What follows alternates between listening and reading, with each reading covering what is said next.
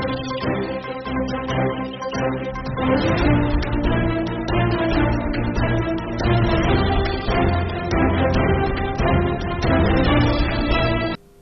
आवाज़ आज खास मुलाकात में आज मुलाकात कर रहे हैं एक ऐसी शख्सियत जो राजस्थान राजनीति के चाणक्य कहलाए जाते हैं, चंद्रराज सिंघवी साहब जी। आपका स्वागत है आपकी आवाज़ में सर। थैंक यू जी। गुजरात की इस भारी बहुमत वाली जीत को आप किस तरह से देखते हैं और गुजरात की जीत के बाद अब आगे क्या?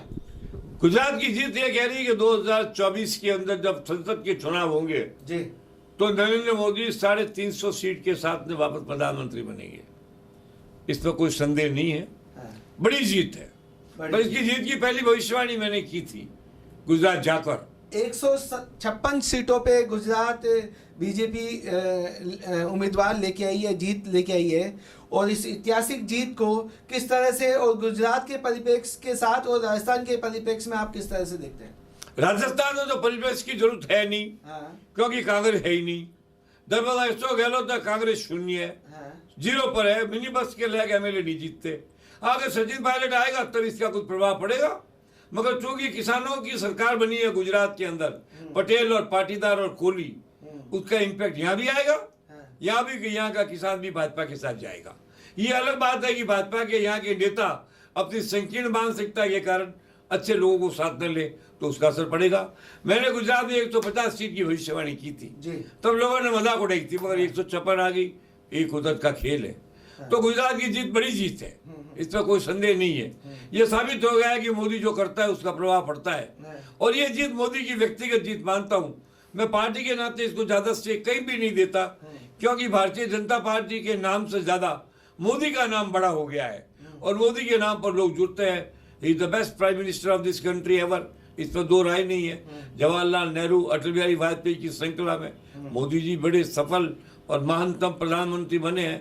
इस गुजरात की इम्पैक्ट हर जगह पड़ेगा। आप महानतम प्रधानमंत्री की बात कर रहे हैं। आप आवाज तो ये यहाँ तक उठने लगी है कि मोदी को राष्ट्रपिता घोषित किया जाए, इस पे आपका क्या कहना है? नहीं, मैं इसके बारे में कुछ नहीं कहूँगा, कुछ नहीं कहूँगा। पिता तो एक ही होता है, राष्ट्रपिता तो महात्मा गांधी रहेंगे। और मोदी जी खुद भी पसंद नहीं करते हैं कि उनको महात्मा गांधी की तुलना में रखा जाए, क्योंकि महात्मा गांधी राजनीति के नहीं थे, वो संत थे, वो बड़े राष्ट्र के जन नेता थे। और यहाँ जिसका विरोध महात्मा गांधी के रहते, महात्मा गांधी का विरोध भी नहीं हुआ। एक आध बार जरूर है सुभाष चंद्र बोस और गरम दल दनक दल में हुआ था। तो महात्मा गांधी तो महात्मा गांधी थे। मैं समझता हूँ विरोध की बात कर रहे हैं तो कुछ बोलना उचित रहेगा कि गांधी नीतियों का विरोध तो हमेशा ही रहा है भारत में, आजादी के पहले और आजादी के बाद। महात्मा गांधी जी की नीतियों का विरोध नरम दल और गरम दल इस तरह से लोगों ने उस समय के नेताओं ने किया है। और शायद अभी भी कहीं किसी न किसी परिप्रेक्ष्य में महात्मा गांधी का विरोध किया जाता है। वो सैद्धांतिक विरोध है, व्यक्ति विरोध नहीं है। सैद्धांतिक किसी ने महात्मा गांधी पर व्यक्तिगत आरोप आज तक नहीं लगाया। महात्मा गांधी आरोप मुक्त रहे। ये बात अलग है कि उनकी नीतियां थी वो नरेंद्र की थी, और सामने सुभाष चंद्र बोस, बाल गंगाधर तिलक के समर्थकों की इनकी नीतियां थी तो गरमदल की थी। मगर दोनों का उद्देश्य एक था, लक्ष्य एक था, भारत की आजादी, अंग्रेजों की विदाई, अंग्रेजों से मुक्ति, देश स्वतंत्र हुआ।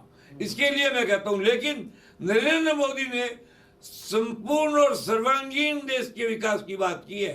काम तो नेहरू जी ने फाउंडेशन बनाई थी ना, इंदिरा गांधी ने बांग्लादेश बनवाया था ना, मगर संपूर्ण और सर्वांगीण विकास केवल नरेंद्र मोदी ने दिया है। ये विकास से लेकर के सैन्य शक्ति को बढ़ाने से लेकर के आणविक शक्ति को बढ़ाने से लेकर के सैनिक शक्ति को बढ़ाने से लेकर के राष्ट्रीय शक्ति को बढ़ाने के लिए, राष्ट्र की स्थिरता को कायम करने के लिए, देशभक्ति का प्रचार करने के लिए, ये सारे काम सर्वांगीण विकास नरेंद्र मोदी के राज में हुआ है। काम तो राजीव गांधी से मोबाइल क्रांति आई थी, अटल जी के बाद सड़क क्रांति आई थी, पर वो एकांगी विकास थे। संपूर्ण सर्वांगीण विकास केवल नरेंद्र मोदी के राज में हुआ है। इसलिए इसका चुनाव का असर पड़ेगा नरेंद्र मोदी के व्यक्तित्व पर, और ज्यादा पुख्ता नेतृत्व की छाप लग गई है। ये गुजरात चुनाव का प्रभाव होगा जी। तो नरेंद्र मोदी के नेतृत्व में जो सर्वांगीण विकास भारत कर रहा है और अभी इंटरनेशनल छवि भी, लीडरशिप को भी, नरेंद्र मोदी जी की लीडरशिप को भी इंटरनेशनली लीड कर रहे हैं मोदी जी पूरे इंटरनेशनल परिप्रेक्ष्य में।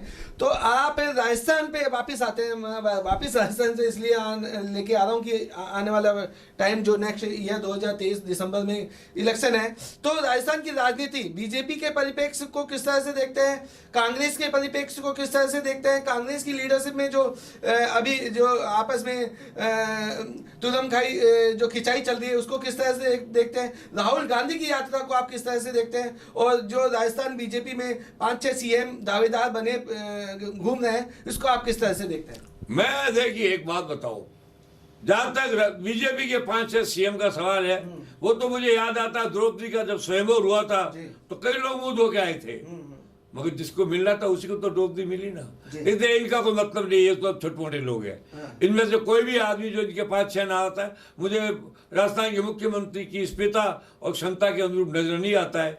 इसलिए भाजपा का फैसला है कि चुनाव नरेंद्र मोदी के नेतृत्व में ही लड़ा जाएगा, उनके चेहरे पर लड़ा जाएगा। It is a good decision, because बाकी जो नाम आ रहे हैं वो छुटभैया नाम है। वसुंधरा जी के नेतृत्व को आप किस तरह से देखते? कोई मतलब ही नहीं है।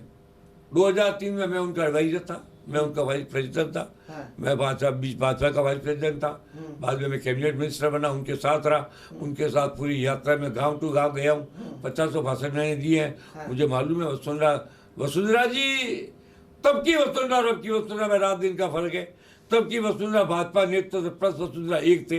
अब आज की तारीख के अंदर आला कमान का नेतृत्व और वसुंधरा माइनस, तो एक अलग बात हो गई है। इसलिए नहीं मानता कोई ज्यादा प्रभाव पड़ेगा, लेकिन उनका है जनमानस में जो प्रेम है वो है, कोई ज्यादा फर्क नहीं। वसुंधरा जी में लीडरशिप और नेतृत्व क्षमताएं तो आज भी, मतलब पहले भी थी और आज भी है, और मतलब आम जन का थोड़ा प्यार भी मैं समझता हूँ।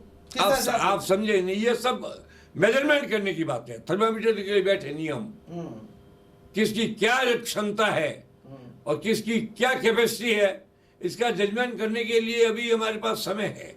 लेकिन हाँ, वसुंधरा जी को चाहिए कि वो किसी भी हालत में अगर वो वापस बनना चाहती है तो नरेंद्र मोदी और अमित शाह का विश्वास उनको जीतना पड़ेगा।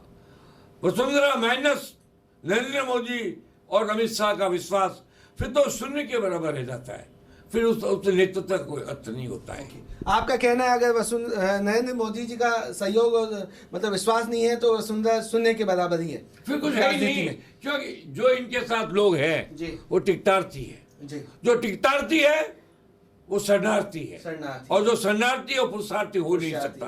ये स्थिति है। और ये है, इस बात को मैं तो वसुंधरा जी का राखी बांध भाई हूँ, उनके बारे में कोई नेगेटिव बात सोच भी नहीं सकता। जब तक मरूंगा कभी उनका विरोध करूंगा नहीं। लेकिन हकीकत है, इससे झूठ बोलकर मैं अपने सत्य बोलने की प्रतिज्ञा का भी उल्लंघन नहीं कर सकता। बहुत सुंदर। कांग्रेस में अभी जो अशोक गहलोत का जो नेतृत्व है, अभी सीएम है प्रेजेंट में, लास्ट 6 महीने से या 4 महीने से काफ़ी पुरजोर कोशिश की जा रही है। शीर्ष नेतृत्व भी शायद कोशिश कर रहा है कि सीएम को बदल के सचिन पायलट को दिया जाए। तो आप किस तरह से देखते हैं सचिन पायलट जी का नेतृत्व? सचिन पायलट बहुत बड़ा जन नेता बन चुका है। अच्छा, बन चुके हैं। अशोक गहलोत जनता का विश्वास खो चुके हैं। अशोक गहलोत के साथ में खाली 92 विधायकों के 92 वोट हो सकते हैं, जनता कहीं नहीं है। वोट है, 92 एमएलए मिल जाएंगे, 92 वोट, कोई मतलब नहीं है इसका। ये एमएलए सब टिकटार्थी है, ये भी शरणार्थी है। जिसको टिकट बांटने का अधिकार मिलेगा उसके साथ चिपक जाएंगे, जो सत्ता में आएगा उसके साथ लग जाएंगे। इनका अपना व्यक्तित्व कुछ है नहीं और इनकी कोई कहने की बात नहीं है। सचिन पायलट हैज प्रूव्ड इस यात्रा में, राहुल गांधी की यात्रा की सफलता का सबसे बड़ा श्रेय सचिन पायलट को दिया जा सकता है। मेरे को तो, मैंने एक उदाहरण दिया था कल कि एक आदमी कान में सुनने की मशीन लेके गया कि कहीं गलती से भी ये तो सुन लूं कि कहीं अशोक गहलोत जिंदाबाद का नारा सुनाई दे। पूरी यात्रा में एक भी नारा नहीं लगा। एक आदमी कान में रुई डाल के गया था कि मैं सुनना नहीं चाहता सचिन पायलट जिंदाबाद का नारा, पर वो नारा इतनी तेजी से आए जिंदाबाद के कि रुई कान में घुस गई। ये दोनों का अंतर है। आओ इस साइड में समझ लीजिए। अब रहा आला कमान कांग्रेस। काला कमान कांग्रेस का तो सूरदास है, धृतराष्ट्र है, और काला चश्मा लगा के बैठा है, तो परिवर्तन नहीं करेगा। और परिवर्तन करेगा तो कांग्रेस टक्कर में आएगी, वरना वही मिनी बस टाइप लोग आ जाएंगे 15-20 सीट ज्यादा। गहलोत के नेतृत्व में कांग्रेस 15-20-25 से ज्यादा एमएलए नहीं ला पाएगी। सचिन आ गया तो भी 60-70-80 पर जाएंगे। पूर्ण बहुमत कांग्रेस का आ जाए इसकी कोई संभावना नहीं है। पूर्ण बहुमत कांग्रेस का आ जाए इसकी कोई संभावना नहीं है, आप बता रहे हैं। तो सचिन पायलट का जो जादुई नेतृत्व है, जो युवा शक्ति है, कहीं ना कहीं गठजोड़ करके अगर उनको कार्यवाहक सीएम बना दिया जाए या सीएम बना दिया जाए तो कुछ संभावनाएं बनती है। टक्कर में आएगी, टक्कर में आ सकती है। उसके बाद भारतीय जनता पार्टी के लिए ये चुनाव हंसी मजाक का खेल नहीं रहेगा, गंभीर हो जाएगा। क्योंकि कुछ ऐसे जिले हैं जहाँ केवल सचिन चलता है, जैसे आप देख लीजिए दौसा है, करौली, सवाईमाधोपुर, भरतपुर, अलवर साइड, इसके बाद में और भी बहुत जिले हैं उधर, नहीं 10-11-12 डिस्ट्रिक्ट है उधर, बीकानेर साइड की 4-5 डिस्ट्रिक्ट है। क्योंकि सचिन ने 3 जाट मुख्यमंत्री बना करके अपने कोटे से जाट गुजर एकता का एक प्रमाण दिया है, और जाट गुटों की एकता होने के बाद में कम से कम कांग्रेस की 70 सीट पक्की हो जाती है। सचिन के सीएम बनने की जो बात कर रहे हैं, कहीं ना कहीं एक नेतृत्व में जब बात उठी थी तो उस समय कहीं ना कहीं कानून व्यवस्था भी बिखर सी पड़ गई थी। कुछ लोगों ने के इनपुट से आए थे कि कानून व्यवस्था में भी कुछ नहीं है। कानून व्यवस्था क्या है? राजस्थान में कानून है का जो व्यवस्था का प्रश्न पैदा होता है। रोज तो मर्डर, अपहरण, बलात्कार, डकैती और एक्सीडेंट्स की बड़ी बड़ी घटनाएं रोज होती है। इसलिए राजस्थान में ये मुद्दा नहीं है, होना चाहिए मगर नहीं है। अब रहा सवाल राहुल गांधी की यात्रा के अंदर, विपक्ष ने राहुल गांधी की यात्रा के खिलाफ नेगेटिव एक बात नहीं करके साबित कर दिया है कि विपक्ष भी राजस्थान में लोकतंत्र को चाहता है। और ये बात निसंदेह सत्य है कि राहुल गांधी की यात्रा ने कांग्रेस कार्यकर्ताओं को अपने पांव में खड़ा कर दिया। जो निराश, सोया हुआ, हतप्रभ बेहोश था, आज जो जागरूक, सतर्क और चालू है, इसका श्रेय अगर हम कह लो उसको नहीं देते हैं राहुल गांधी को तो उसके साथ अन्याय करते हैं। और फिर राहुल गांधी के पास सचिन पायलट का जो जवाब और जमावड़ा रहा वो 1 और 1 2 1 और 11 के बराबर हो गया। अशोक गहलोत जी गायब थे, उनका इस यात्रा में भी कोई बड़ा मेरे को महत्वपूर्ण पद या रोल दिखा नहीं।